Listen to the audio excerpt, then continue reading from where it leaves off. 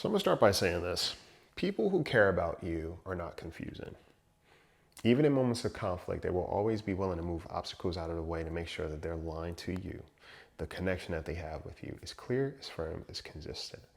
And you understand it in your language, not just in how they're willing to show up. Which means that while everybody loves differently, love in itself will never be confusing.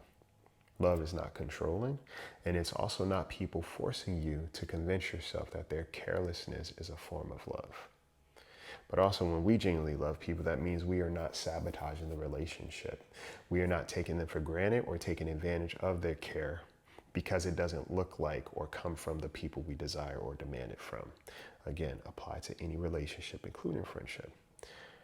I'm all for turning a negative into a positive. However, some things need to just be left as what they are because that's all that they'll amount to.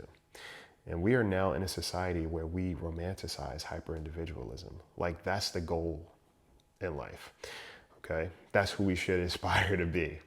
But hyper-individualism a lot of time is just code for a certain level of avoidance, emotional laziness, immaturity, a lack of accountability, selfishness, and self-centeredness, and a fear of intimacy. And let's be clear, because martyrdom is no better. It's just a different side of the same coin. But both exhibit a certain level of poor relationship hygiene, a lack of accountability, and discomfort with making uncomfortable choices and demand other people to do it instead. All right? We completely missed the plot. And we've now put people in a writer's chair who have poor character development. They're now writing the narrative of what it should look like. But we fail to realize they're writing the story for themselves. They're wanting to see themselves in the story, but they are not wanting to experience themselves. And we've also gotten to the point where people feel proud to glorify how they fail their friendships. Their genuine failures and their carelessness in their friendships, they are proud of. And while we think that this is a strength, it's actually showing a weak relational muscle.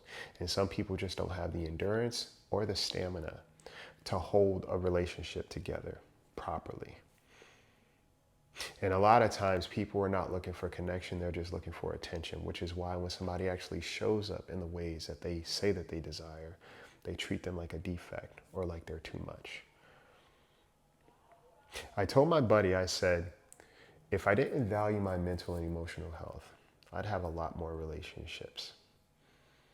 It's just something to think about.